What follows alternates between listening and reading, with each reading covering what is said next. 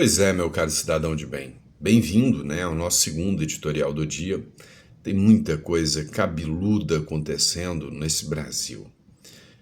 Agora, o questionamento sobre os números apresentados pelo IBGE começa a aumentar. A questão do dólar continua dando o que falar. Enfim, tem muita coisa, mas muito grave acontecendo. Mas talvez a principal coisa mais grave seja a dissolução do parlamento. E aqui, meu amigo, não estou falando do Lira, não. Estou falando de algo mais grave ainda. Foca nesse editorial que tem muita coisa importante aqui. Então, não esqueça de se inscrever no canal. Isso ajuda bastante. Você não paga nada de se inscrever no canal. Inscreva-se no canal, curta, compartilhe e entra aí na descrição e faz o download aí dos livros aí que a gente tem disponível para você, tá bom? Conhecimento nunca é demais. Bora para cima? Vem para a tela do celular e nós vamos conversar um pouquinho sobre essa loucura que se tornou o Brasil. Vem comigo. Pois é, pessoal. Você está vendo muitos números do governo Lula sendo apresentados aí como a menor número de desemprego de todos os tempos, mas calma que rapadura é doce, mas mole não é não, tá? Olha só, matéria do Conexão Política. Críticos acusam o IBGE de suavizar a realidade de desemprego no Brasil. Ou seja, os críticos estão dizendo que o modelo chinês de conta e de cálculo já está sendo aplicado no Brasil. O que você acha sobre isso? O IBGE, Instituto Brasileiro de Geografia e Estatística, divulgou na sexta-feira os dados do PNAD, que é a Pesquisa Nacional de Amostra de Domicílio contínua, referente ao trimestre móvel até novembro, apontando 6,8 milhões de desempregados no país e uma taxa de desemprego de 6,1% da força de trabalho. Ou seja, este é o menor índice para o período desde o início da série histórica lá em 2012, enquanto o Lula ainda era presidente. Apesar do resultado que vem sendo celebrado como um trunfo pelo governo Lula III, críticas crescem em torno da metodologia e da gestão do IBGE, sob o comando de Márcio Postman, indicado pelo presidente em julho do ano passado. A centralização das análises no governo e iniciativas como a divulgação de dados em programas da TV Brasil têm levantado suspeitas de uso político dos órgãos, comprometendo a sua credibilidade. Ou seja, resumindo, estão colocando os números que são favoráveis ao governo Lula, mesmo que eles não sejam verdadeiros. Recentemente viralizou nas redes sociais uma matéria, onde um ex-ministro do governo Lula falou que eles ficavam inventando os números, referentes à agricultura familiar e que é uma prática comum da esquerda e do PT ficar inventando números. E viralizou essa entrevista do ex-secretário do PT, que inclusive foi convocado para prestar esclarecimento por parte da oposição. E aí, você confia no IBGE ou não? Deixe o seu comentário que eu quero saber. Pessoal, essa semana eu abri o Google e eu até engasguei, Tava marcando ali 6,60, 6,70, chegou a marcar 6,70, o número dos dólares, do dólar, do valor do dólar no Brasil. Pois é, mas a empresa que fornece os dados ao Google admite erro em cotação do dólar, Então ela admitiu que foi meramente um erro, só que isso não exime ela da investigação. E aí nós estamos diante de um momento crítico, um erro de uma plataforma da ASO para que o governo agora implemente mais uma ação, mais uma medida coercitiva contra a plataforma. A gente não pode esquecer também que na época da plataforma das fake news, do PL das fake news, o Google também se manifestou, contra a plataforma, enquanto jornais, TV se manifestavam todos a favor da PL das fake news, o Google se manifestou contra e para tal o Google foi incluído no inquérito, foi investigado. É o novo normal do Brasil, para não dizer que não falei das flores, A Morningstar, empresa que fornece dados ao Google sobre a cotação do dólar, admitiu nesta quinta-feira um erro na coleta de informações. A companhia afirmou ter resolvido o problema que levou à divulgação do valor errado da moeda norte-americana, atribuindo ocorrido a imprecisão de um contribuidor. Abre aspas. Devido às cotações de compra e venda imprecisas fornecidas por um contribuidor de taxas de terceiros por erro, os dados de câmbio para o Brasil temporariamente não refletiram o mercado em 25 de dezembro de 2024, informou a Morningstar em nota ao Google. Lembrando, né, para quem não lembra aí, que há toda uma crítica sobre o nome dessa empresa, né, a Morningstar, que dizem que a Morningstar é a estrela da manhã, ou seja, a estrela da manhã é como se apresentará a besta, né, que se apresentará como um anticristo. Mas isso aqui não tem nada a ver com o caso, eu só quis mencionar esse caso aqui com vocês. Outro ponto que merece, né, um destaque maior nesse nosso editorial é o fato de que a esquerda está travando cada vez mais uma guerra contra os militares. E aí a tensão aumenta com a pressão da esquerda, mas o Exército diz que não vai acabar com os Kid Pretos, tá? Os Kid Pretos. Cara, a esquerda quer destruir tudo que seja militar. A esquerda odeia militares, a esquerda odeia, né, quem põe ordem no Brasil. Isso é fato, tá? Mas aí a tensão está cada vez maior. A pressão da esquerda para acabar com as forças especiais do Exército aumentou, depois que a Polícia Federal acusou ao menos 4 militares de usar o seu treinamento especial para planejar o assassinato de autoridades. O Exército afirmou na semana passada que vai reformular sua área de operações especiais no ano que vem, mas a reportagem apurou que a cúpula militar não pretende acabar com os chamados kids pretos nem descaracterizar a unidade. Resumindo, o Exército pode até querer, mas o Exército hoje não tem moral nem para proteger um general de 4 estrelas, ainda mais manter uma guarnição, manter um grupo, né, especializado dentro do Exército. Hoje quem manda não é o Exército. Então, assim, resumindo, vi a nota do Exército e, sinceramente, não vi credibilidade nenhuma. E acredito que os kids pretos vão sumir. Afinal, tudo que a esquerda quer é destruir os militares. E aí, pessoal, para contextualizar vocês, os Kid Pretos são as forças especiais do Exército. Os caras são altamente preparados. É aquela turma, né, que você vê em filme aí que acerta uma azeitona a um quarteirão de distância com um tiro, tá? É aquela galera preparada. E aí eles dizem que a galera dos Kid Pretos não conseguiram, né, executar o plano contra o Alexandre de Moraes e contra o Lula porque um dos especialistas, né, dos mercenários dos Kid Pretos não conseguiram pegar um táxi, né? É piada pronta, né? Mas enfim, Kid Pretos é essa turma, né, as forças de elite do Exército, tá? Então, é a força de elite do Exército que quer ser eliminada, ou seja, que será eliminada por parte da esquerda nos próximos dias, né? Para não dizer que não falei das flores. Pessoal, ainda falando sobre aquele caso das emendas parlamentares, o Flávio Dino deu uma manifestação. Ele disse que viu uma omissão da Câmara dos Deputados em dados essenciais sobre as emendas e cobrou uma nova resposta até às 20 horas, né? Que era da sexta-feira, de ontem.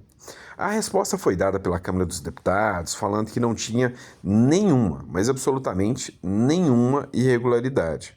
Em resposta ao Flávio Dino, a Câmara reitera legalidade das emendas, mas sem apresentar qualquer ata, sem apresentar qualquer declaração, né, de transparência das emendas.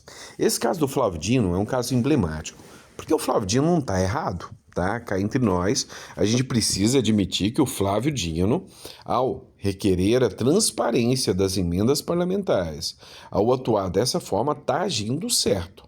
Você tem que entender que a crítica que existe aqui é que ele está utilizando isto como manobra política para pressionar os parlamentares a dar apoio ao governo Lula. Tá? Então, o que o Dino está fazendo não está errado. O que se critica aqui é o momento em que o Dino quis utilizar essa situação e o instrumento político que isso se tornou, né, nas mãos do governo Lula, onde ele instaurou, né, uma investigação da Polícia Federal que vai colocar a maioria dos parlamentares como reféns do governo Lula. Ninguém aqui acredita que os parlamentares serão punidos punir corruptos no Brasil é piada, isto não existe. O que acontecerá é, se você não votar comigo, eu te pego. Vamos lá. A Câmara dos Deputados encaminhou ao ministro Flávio Dino, do Supremo Tribunal Federal, na noite desta sexta-feira, respostas aos questionamentos formulados pelo magistrado sobre as indicações de emenda de comissão. A Casa repetiu o argumento de que agiu dentro da legalidade. No entanto, não apresentou as atas com detalhamentos pedidos pela Corte, ou seja, não apresentou, nunca vai apresentar, porque isso era uma verdadeira casa da mãe Joana. Vamos lá, pessoal. Eu brinquei, né, falando, para não dizer que não falei das flores, vocês devem saber, é uma música do Vandré, né, quando o regime militar tomou conta, se tornou um hino de resistência, né? Mas vamos falar sobre isso aqui, que tem muita gente aí que fala que o regime militar foi um dos períodos mais tensos do Brasil. Pode ter sido o segundo, que eu acho que o primeiro a gente está vivendo agora. Comissão de Ética de Lula pune apoiadores de Bolsonaro e livra os petistas. Assim, eu acho que não precisa nem desenhar, né? É mais claro e límpido do que nunca. Dá uma olhada nessa matéria aqui. Durante o mandato de Luiz Inácio Lula da Silva, a Comissão de Ética Pública da Presidência da República aplicou sanções a 5 ex-ministros do governo Jair Bolsonaro. A informação é do jornal Folha de São Paulo. Os casos vêm à tona depois de 2 anos de administração petista, destacando um contraste com o arquivamento de denúncias contra 17 integrantes do atual governo. As censuras éticas impostas pela comissão têm duração de 3 anos, impactando o currículo dos servidores envolvidos. Assim, não mera coincidência, e não só na gestão petista, também vamos dizer que a gente consegue perceber isso em algumas cortes aí. Todo mundo que é da direita, com o perdão da palavra, está fudido, né? Vai ser condenado mesmo que não cometeu crimes. Agora, quem é da esquerda, estes jamais serão tocados, serão intocáveis, tá? Ninguém vai tocá-los, né? Então, assim, fica aí mostrando claramente a discrepância dessa situação. E aí entra o Ricardo Salles aqui, né? Olha só que interessante essa situação. Comissão de Ética pune Ricardo Salles por ingerência na Polícia Federal no governo Bolsonaro. Caramba, né? Se tem uma coisa que existe hoje é crítica sobre a atuação da Polícia Federal durante a gestão petista, né? É o que mais se tem hoje. Mas dá uma observada nessa situação aqui, né, em relação ao Ricardo Salles.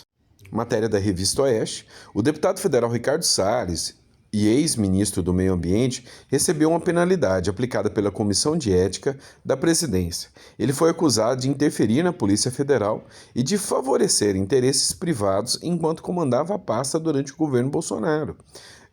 Como já não exerce as funções no Executivo, o parlamentar foi submetido a uma censura ética. Essa medida representa uma reprimenda formal que passa a integrar o histórico de agentes públicos. Caroline Proner atuou como relatora do processo. Pessoal, mudando de assunto aqui, a gente precisa falar disso, tá? É muito importante. Depois de ter recebido o Arthur Lira lá dentro do Palácio Planalto, ou no Palácio Alvorada, melhor dizendo, o Lula também recebeu o Hugo Motta, né, na Granja do Torto. O Hugo Motta, de certa forma, é o próximo presidente da Câmara dos Deputados. Isso já está articulado. O que o Lula fez? O Lula deu graves recados ao Lira, né? Inclusive está circulando aí a hipótese de prisão do Lira depois de ele ter confrontado o Lula, né?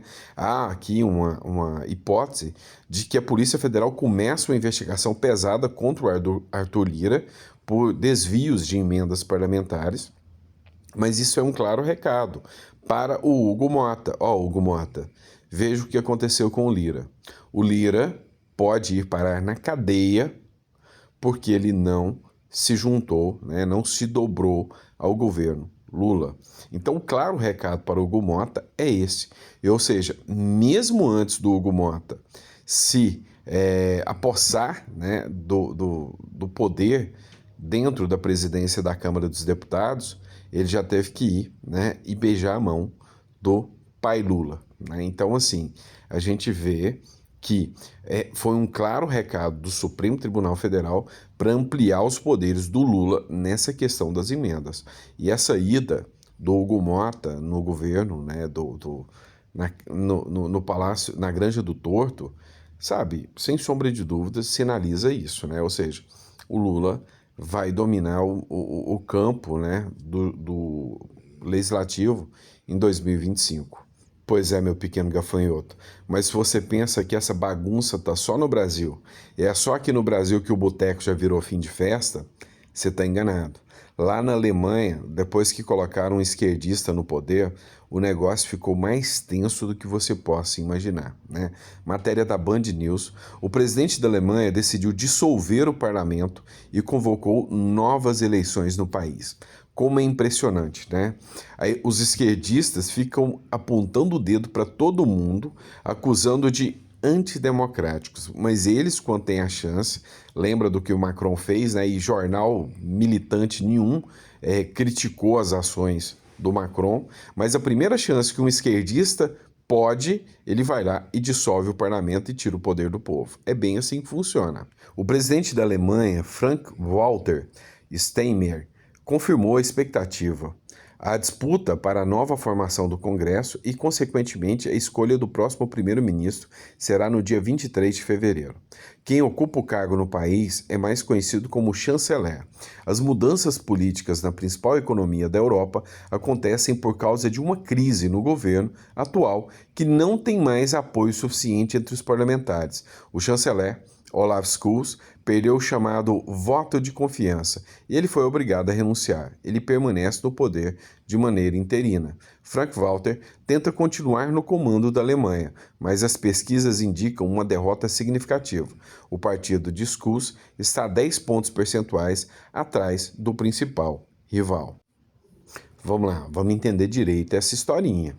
O presidente alemão está passando por uma crise econômica, uma crise de reputação e é um esquerdista, tá? Ele é do Partido Social da Alemanha, é esquerdista.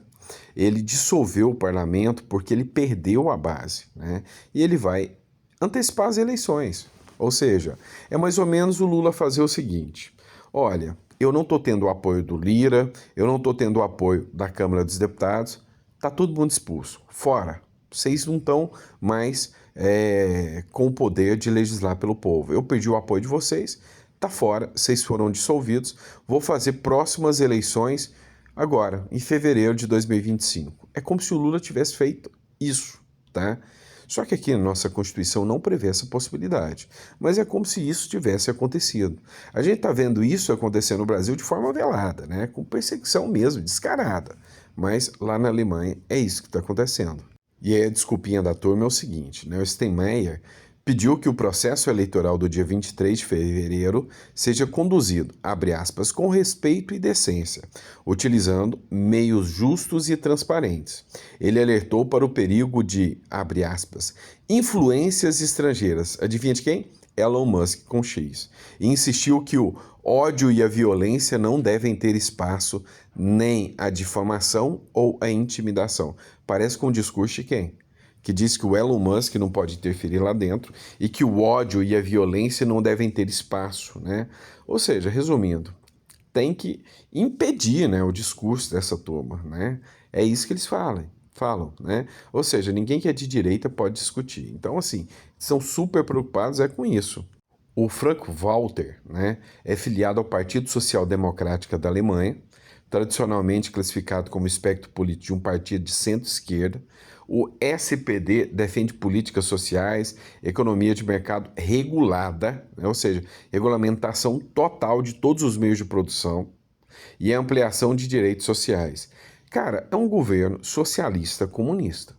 E aí, quando é essa turma socialista comunista que vem e dissolve o parlamento, né? Há quem fale aqui até em risco em golpe de Estado. E quando os caras estão com perigo, né? Com medo de perder para a direita, eles entram em pilha. E assim, a chance da direita vencer lá na Alemanha e a esquerda ser varrida do mapa é muito grande. Inclusive o Elon Musk está dando apoio para o partido de direita da Alemanha. E aí a mídia mijona tá toda aí chorando, né? Ai, nossa, tá apoiando o partido de extrema direita na Alemanha. Ai, nazi. Pois é, essa gente chata aí falando isso mesmo. Mas no final das contas, quem está dissolvendo o parlamento alemão, né, é a Left People. Para vocês verem o quanto essa turminha da Left People é hipócrita pra caramba, né? Pra caramba mesmo, tá certo? Obrigado, pessoal, por ter acompanhado mais um editorial. Sempre um prazer estar aqui com vocês. Desculpa estar gravando mais utilizando a tela do celular, né? É porque esses dias tô de viagem, né? Eu não tô nem em casa, tô viajando com a família, mas tô acordando cedo, tô acordando de madrugada para poder gravar conteúdo para vocês, tá? Então, assim, peço desculpas, mas estou aqui com vocês, sempre trazendo conteúdo de relevância para vocês, tá bom? Grande abraço, fiquem com Deus e até o próximo editorial.